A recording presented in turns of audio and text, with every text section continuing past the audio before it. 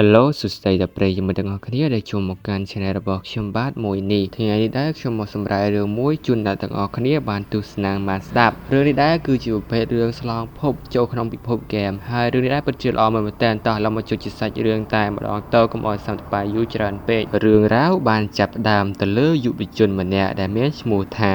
លីហានស៊ូដែលគាត់កំពុងតែសម្រាកព្យាបាលនៅមន្ទីរពេទ្យហើយគាត់ចូលចិត្តលេងហ្គេមតាំងពីក្មេងមកម្ល៉េះដោយសារសុខភាពគាត់មិនល្អតែងតែសម្រាកនៅមន្ទីរពេទ្យហើយគាត់ចូលចិត្តលេងហ្គេមដើម្បីកំដរភាពអផ្សុករបស់គាត់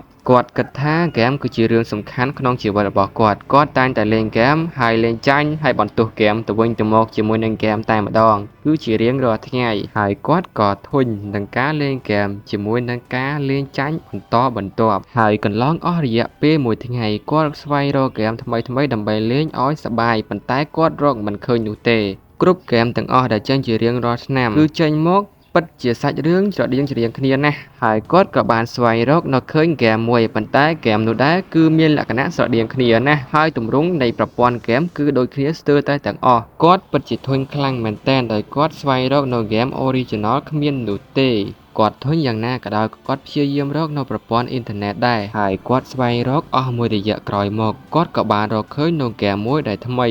ដែលគាត់មើលទៅពិតជាចាប់អារម្មណ៍ខ្លាំងមែនទែនហើយហ្គេមនេះដែរមានចំណងជើងថា Dungeons and Stone ជាប្រភេទហ្គេម RGA ដែលជាប្រភេទ 3D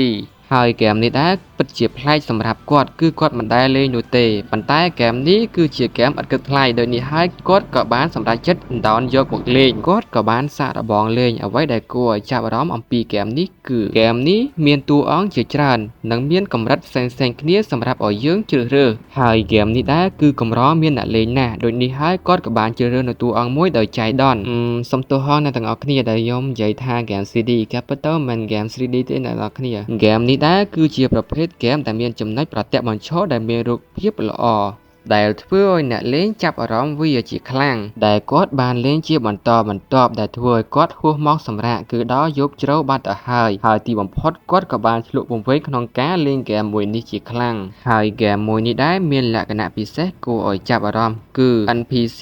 ទាំងអស់ត្រូវការលេងហ្គេមមួយនេះហើយហ្គេមនេះដែរពេលដែលអ្នកលេងចាញ់នឹងចាប់ផ្ដើមត្រឡប់សាងជាថ្មីម្ដងទៀតហើយមូលហេតុដែលគាត់លេងហ្គេមមួយនេះដោយសារតែគាត់អផ្សុកហើយគាត់ចង់លេងហ្គេមមួយនេះដើម្បីបំពេញនៃការសប្បាយប៉ុន្តែគាត់លេងក៏បានឆ្លុះវង្វេងនៃការលេងហ្គេមមួយនេះបាត់ទៅហើយលក្ខណៈពិសេសរបស់ហ្គេមមួយនេះទៀតគឺគ្មានការបង្រៀនលេងឬព័ត៌មានអ្វីនោះទេគឺលេងដោយសមត្ថភាពខ្លួនឯងតែម្ដងទីបំផុតគាត់ក៏បានតាំងចិត្តនឹងបញ្ឈមមុខនឹងហ្គេមមួយនេះដោយសមត្ថភាពផ្ទាល់ខ្លួនបន្ទាប់ពីគាត់ចេញពីបន្ទីពេទ្យហើយគាត់ក៏ក្លាយជាបុគ្គលិកសាធារណៈរហូតដល់គាត់ចេញពីទីនោះហើយនៅពេលដែលគាត់រៀននៅមហាវិទ្យាល័យរហូតមកដល់គាត់បញ្ចប់ការសិក្សាហើយពេលនោះគាត់ក៏បានទៅសម្ភាសការងារគេក៏បានទទួលគាត់ធ្វើការនៅក្រុមហ៊ុនពេលដែលគាត់ចាកចេញពីធ្វើការគាត់តែងតែលេងហ្គេមមួយនេះជានិច្ចទោះបីគាត់លេងចាញ់ហើយត្រឡប់សារថ្មីក៏ដោយក៏គាត់នៅតែលេងហ្គេមនេះរហូតជានិច្ចទីបំផុតការលេងហ្គេមមួយនេះគឺជាទម្លាប់របស់គាត់រហូតដល់ឈានទៅដល់វគ្គចុងបញ្ចប់គឺវគ្គនៃស្ដេចគាត់ពិតជារីករាយជាខ្លាំងនិងសប្បាយចិត្តនិងពេញចិត្តដល់ស្នាដៃរបស់គាត់ដែលបានព្យាយាមលេងហ្គេមមួយនេះអស់រយៈពេល4ឆ្នាំពេញព្រោះគ្មាននរណាម្នាក់ដែលបានឈានទៅដល់វគ្គមួយនេះនោះទេទីបំផុតគាត់ក៏សម្រេចចិត្តចុចចូលវគ្គ King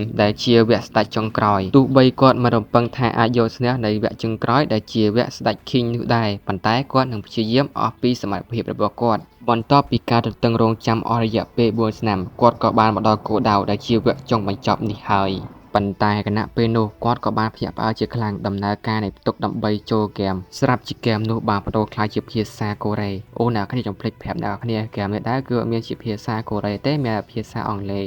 ប៉ុន្តែស្រាប់តែចូលទៅដល់វគ្គចុងក្រោយក៏បានបដូរក្លាយជាភាសាកូរ៉េគាត់តែងតែគិតថាហ្គេមមួយនេះប្រើបានតែភាសាអង់គ្លេសតែប៉ុណ្ណោះប៉ុន្តែចាប់តែចេញភាសាកូរ៉េគាត់ពិតជាភ្ញាក់ផ្អើលជាខ្លាំងហើយពេលនោះដែរគាត់ពិតជាខឹងខ្លាំងមែនទែនគាត់ព្យាយាមរៀនភាសាអង់គ្លេសយ៉ាងគ្រប់បែបយ៉ាងដើម្បីលេងហ្គេមមួយនេះបន្ទាប់ពីគាត់និយាយចប់ស្រាប់តែមានពន្លឺជាខ្លាំងចេញពីកុំព្យូទ័ររបស់គាត់ហាក់ដូចជាដុតរាងកាយរបស់គាត់បាត់ទៅហើយ ហើយជាចុងក្រោយគាត់ក៏បានបាត់បង់ស្មារតីបន្ទាប់ពីគាត់បានភ្ញាក់ពីដំណេកស្រាប់តែឃើញមនុស្សស្រែកជាខ្លាំងហើយស្ថានភាពមួយដែរហាក់ដូចជាមិនគួរជឿសោះគាត់ត្រូវបានមនុស្សព្រៃជាច្រើនកំពុងតែហុំព័ទ្ធមិនអាចទៅណាបាននោះទេគាត់មើលទៅមនុស្សព្រៃផ្សេងៗទៀតនិងបរិសុទ្ធចំណាស់ក៏កំពុងតែនិយាយឲ្យស្រែកយ៉ាងខ្លាំងនោះដែលគាត់មិនអាចយល់ពីបរិសុទ្ធចំណាស់នោះនិយាយនោះទេគាត់ក៏បានព្យាយាមស្ងប់ស្ងាត់និងប្រមូលព័ត៌មានដែលកំពុងតែនៅជុំវិញខ្លួនរបស់គាត់ហើយនៅពេលដែលគាត់ព្យាយាមពិនិត្យមើលស្ថានភាពទាំងនេះទើបគាត់ដឹងថាគាត់កំពុងតែស្ថិតនៅក្នុងខ្លួនបារៀនដែលជាតួអង្គនៅក្នុងហ្គេមគាត់ពិតជាភ្ញាក់ផ្អើលជាខ្លាំងបន្ទាប់មកក៏ឮសូរសំឡេងបរិសុទ្ធចំណាស់ម្នាក់នោះកំពុងតែនិយាយស្រែកខ្លាំងៗដោយហៅឈ្មោះបារៀនដែលនៅក្បែរនោះដោយតួឯករបស់យើងបានសម្គាល់ថាពេលដែលបរិសុទ្ធចំណាស់ម្នាក់នោះបានស្រែកនិយាយហៅឈ្មោះបារៀនណាមួយនោះបារៀននោះនឹងឡើងទៅក្បែរបរិសុទ្ធចំណាស់ម្នាក់នោះហើយមូលហេតុដែលបរិសុទ្ធចំណាស់ម្នាក់នោះបានហៅគឺដោយសារតែគាត់ត្រូវការជ្រើសរើសនៅយុវជនវ័យក្មេងជាជនជាតិបារៀនដើម្បីជ្រើសរើសអាវុធដែលសមស្របនឹងខ្លួនគឺដើម្បីឲ្យយុវជនបារៀនទាំងអស់នេះក្លាយជាអ្នកចម្បាំងមួយរូបដ៏ពិតប្រាកដមូលហេតុដែលគេធ្វើបែបនេះដោយសារតែជនជាតិបារៀនគឺមនុស្សដែលពេញវ័យត្រូវតែរើសអាវុធដើម្បីក្លាយជាអ្នកចម្បាំងដ៏ពិតប្រាកដមួយរូបមិនយូរប៉ុន្មានតួឯករបស់យើងគាត់ក៏បានយល់ថាសកម្មភាពទាំងអស់នេះគឺនៅក្នុងហ្គេម Dungeons and Stone គឺជាកន្លែងដែលចាប់ផ្ដើមដើម្បីជ្រើសរើសតួអង្គនិងអាវុធដើម្បីចូលទៅលេងប៉ុន្តែគាត់នៅតែភ័ន្តស្រឡំគឺមិនទាន់ច្បាស់លាស់នោះទេដោយសារតែសកម្មភាពបែបនេះគឺកើតឡើងភ្លាមៗពេកបន្ទាប់មកគាត់ក៏ឮសូរសំឡេងនៅបុរសបារៀនម្នាក់ដែលបាននិយាយថាហេតុអ្វីបានគាត់នៅទីនេះហើយគាត់និយាយឡើងមានភាពភ័យខ្លាចតែម្ដងក្រឡេកមើលតួឯករបស់យើងវិញគាត់បានយល់ថាគាត់មិនមែនមកតែម្នាក់ឯងនោះទេគឺមានអ្នកផ្សេងទៀតបានចូលមកក្នុងពិភពហ្គេមមួយនេះហើយភ្លាមនេះដែរក៏ឮសូរសំឡេងបរិសុទ្ធចំណាស់ម្នាក់នោះបានស្រែកជាខ្លាំងហើយយើងមើលទៅបរិសុទ្ធចំណាស់ម្នាក់នោះគឺមានរូបរាងគួរឲ្យភ័យខ្លាចជាខ្លាំង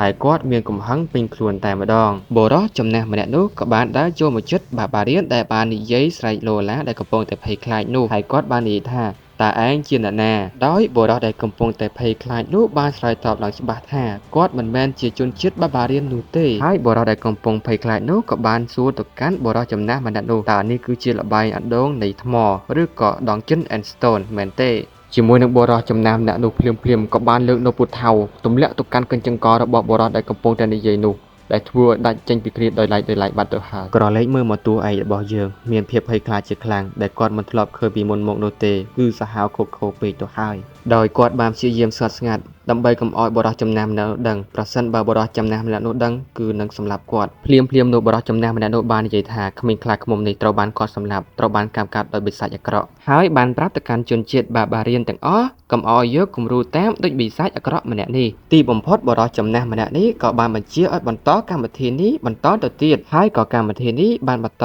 ទៀតដោយធម្មតាក្រឡេកមើលតួឯករបស់យើងវិញបានគិតថាពួកទាំងនេះបានគិតថាមនុស្សដែលបានឆ្លងភពមកចូលក្នុងពិភពហ្គេមDungeons and Stone នេះគឺសិតតែជាបិសាចអាក្រក់ហើយគាត់បានគិតបន្តទៀតថាប្រសិនបើបរិសុទ្ធចំណាស់ម្នាក់នោះដឹងថាគាត់គឺជាម្នាក់ដែលបានឆ្លងភពមកនេះគេនឹងសម្លាប់គាត់ភ្លាមគាត់បានយល់ឃើញបែបនេះហើយប៉ុន្តែបញ្ហាមួយទៀតដែលគាត់កំពុងតែប្រឈមមុខគាត់មិនស្គាល់ឈ្មោះរបស់ជនជាតិបារៀននេះទេដែលគាត់កំពុងតែស្ថិតនៅនេះហើយគាត់ក៏បានប្រើវិធីសាស្ត្រមួយដើម្បីឲ្យគាត់ដឹងខ្លួនគាត់ថាជាអ្នកណាប្រសិនបើបរិសុទ្ធចំណាស់ម្នាក់នោះបានហៅឈ្មោះហើយគ្មានអ្នកឡើងគាត់នឹងសម្រេចចិត្តថាឡើងទៅកាន់បរិសុទ្ធចំណាស់ម្នាក់នោះភ្លាមនោះបរិសុទ្ធចំណាស់ម្នាក់នោះបានហៅឈ្មោះទៅកាន់ជនជាតិបារៀនគណៈពេលនោះតួឯករបស់យើងបានមើលទៅជុំវិញខ្លួនរបស់គាត់ក៏ស្ពុះទៅមុខដោយប្រថុយប្រថាំងហើយគាត់បានដឹងថាឈ្មោះបរិសុទ្ធបារៀននេះគឺជាឈ្មោះរបស់គាត់